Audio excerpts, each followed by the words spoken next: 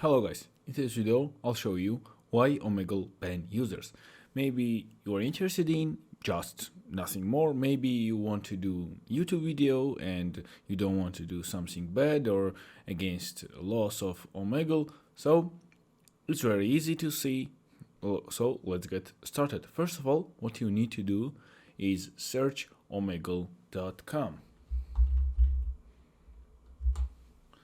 Then you can go on first link, then you are on Omegle site obviously, so what you need to do is go here, and there are privacy policies, terms of services and community guidelines on Omegle. So if you open 3 of them, here you can read Omegle terms of services agreement and there why Omegle ban users.